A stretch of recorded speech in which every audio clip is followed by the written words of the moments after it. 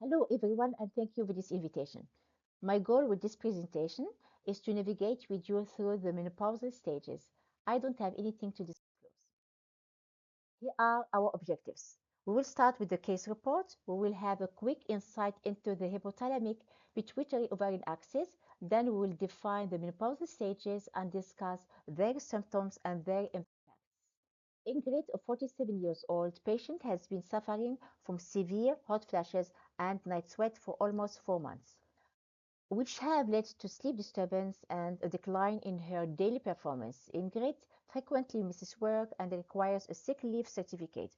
Her menstrual bleeding has become longer, occurring every 7 to 9 weeks and lasting each time for 7 to 10 days.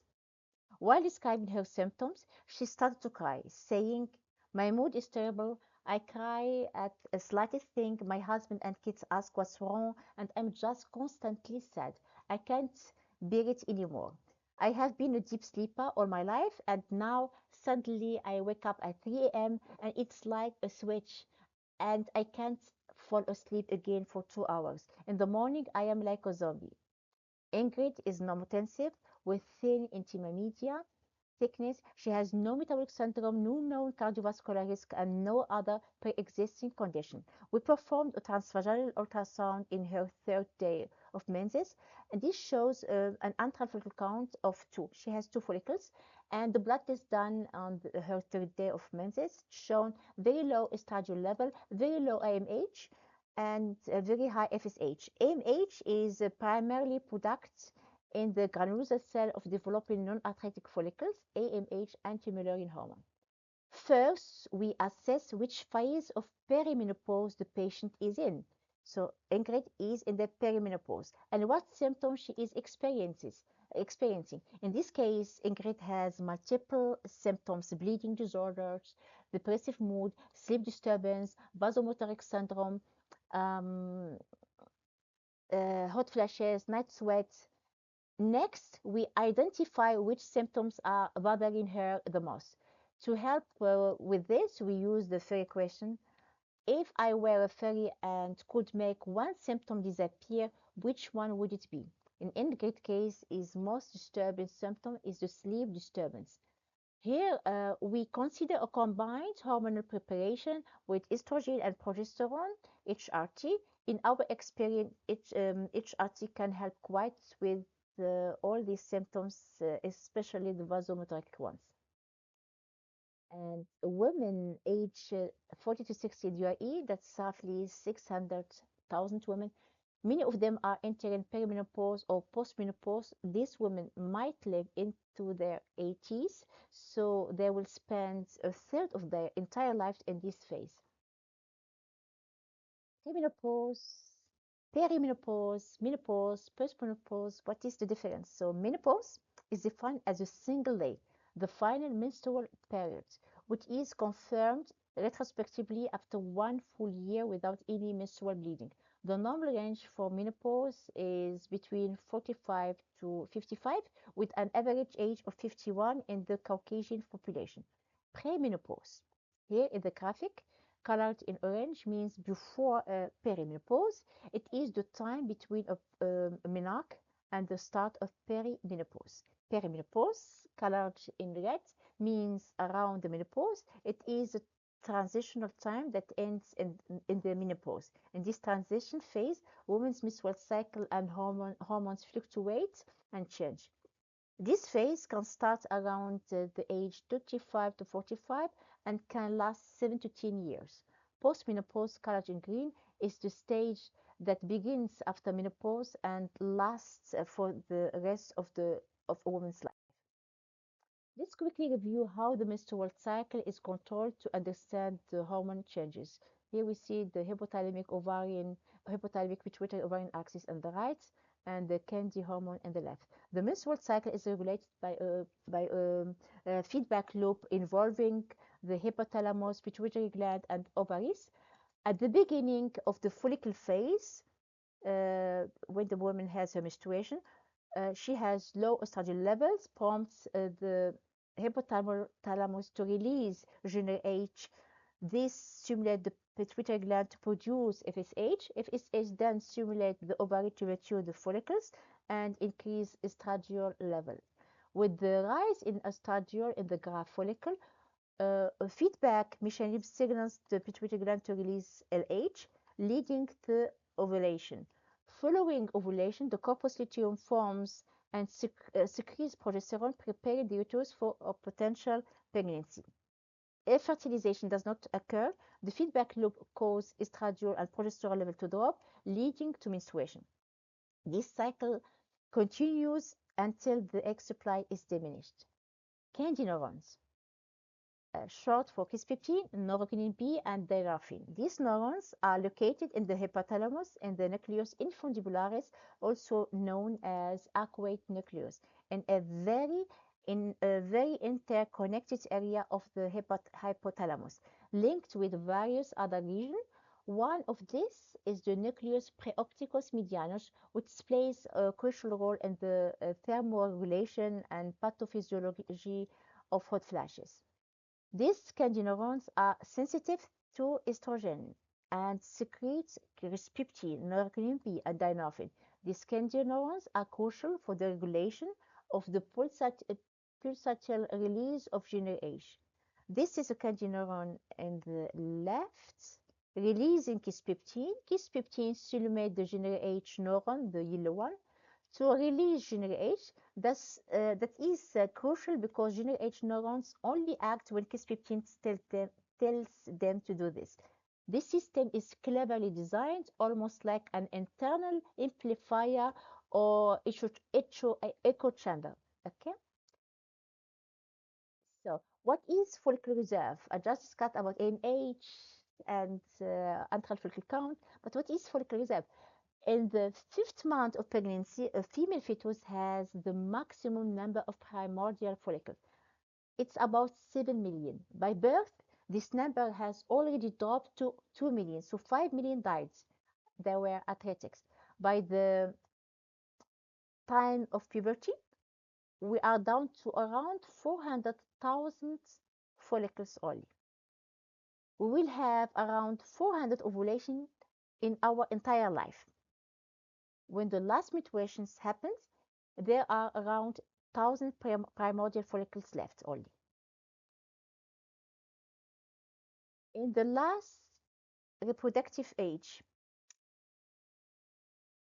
or in the last reproductive phase, cycles remain relatively regular, possible a bit irregular, and the ovarian reserve is significantly reduced. These are usually patients in their late 30s to early 40s. Then comes early perimenopause, where cycles become increasingly variable and cycles tend to shorten slightly. In the late perimenopause cycles becomes irregular with potential anovulatory cycles, eventually lengthening significantly until they stopped altogether. This is the perimenopause or the transition or climacteric phase, with cycles ranging from somewhat functional to non-functional, and where we may have significant fluctuation in estrogen levels and progesterone. After this comes postmenopause, where the ovaries are inactive, they stop producing estrogen, and no bleeding occurs. By the age of 51, the patient is considered to be postmenopausal. So what does estrogen affect in the body? The estrogen receptors are found throughout our entire bodies as females. So we have it in our brains, in our bones, our muscles, in our gut, liver, kidney. So that represents vasomotor symptoms start in the brain. So the hot flashes and night sweats. We all know that hot flashes means menopause. What we may not realize is brain fog, cognitive defect, anxiety, heart palpitation, dry skin, dry eyes, mouth. Just about every organ system can be affected. Symptoms of perimenopause can start around 35 to 45 years old. When the patient is between 35 to 45, two-thirds of all women suffer from climacteric complaints. two-thirds. One-third experience significant impairment of quality life. One-third manage the symptom quite well, and one-third report no or only minimal complaints. Some women have no issue, but many experience a life quality decline. Like our patient Ingrid, women in midlife often face a lot of challenges. First, um, there are perimenopause symptoms and the process of the aging. Looking in the mirror, one might think, I remember looking younger. Physical performance might not be what it once was. Family structure change. Children might be in the puberty, and the patient in the phase that follows the puberty in reverse. Relationship issues, burnout, depression are possible. The female role is being redefined. Fertility drops away, raising the question, what's left of me? There are various approaches to handle this. Each woman must find her way. Something become clear, some goals will not be achieved. Patients come to us with all these issues, expecting us to fix everything, but it's not as easy. Our patient Ingrid is in the stage -2, a late perimenopause. Her cycle are above 60 days, FSH high, ovarian reserve very low. In the left schema, we can see the ovary. No follicles means no estrogen. If the ovary is not functioning, it means we have no follicle, no estrogen. This information is sent to the estrogen receptor alpha, leading to upregulation of KND neurons. The neurokinin B is gradually increased. More KIS15 is secreted, further releasing GnRH. So more FSH and LH is secreted, but no follicle. We don't have any follicle anymore, means no estrogen. So we enter in this vicious circle. We get a full menopause picture. But in the transition phase, we have a total mix-up, depending on how many follicles we may or we may not have in our ovaries.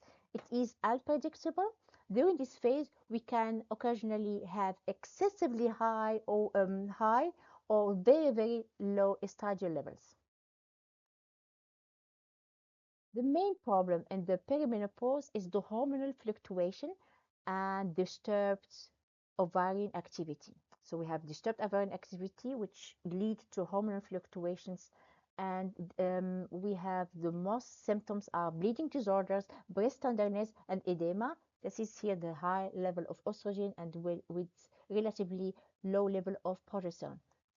Although perimenopause can bring a whole range of symptoms like by our patient Ingrid, mood swing, depression, sleep disorder, cognitive issues, headache, learning and memory, and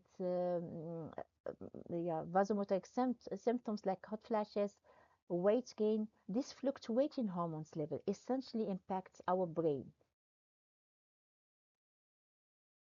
Uh, that's our problem. The aging itself, all these life events plus the hormonal constellation with the fluctuation are the trigger for perimenopausal mood and central nervous system problems. Once through this phase and into postmenopause, the primary issue is often hormone deficiency, which may require hormone treatment. The postmenopause is stage that begins after the menopause and lasts for the rest of woman's life. In this stage, the main symptoms are hot flashes, night sweat, dry mucous membranes like dry vagina, dry mouth, dry eyes. This primary issue of the postmenopause is often, as I told, the hormone deficiency, which may require hormone treatments.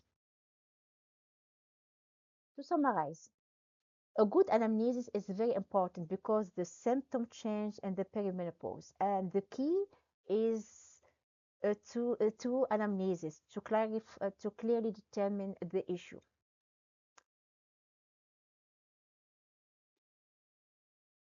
We have several treatment. First, the very important things is that women can take proactive steps by maintaining a healthy diet, exercising regularly, and managing stress effectively. This might affect her epigenetic. We cannot change our genes, but our epigenetic. Hormone replacement treatment with estrogen, progesterone is the gold standard in treating vasomotoric syndrome.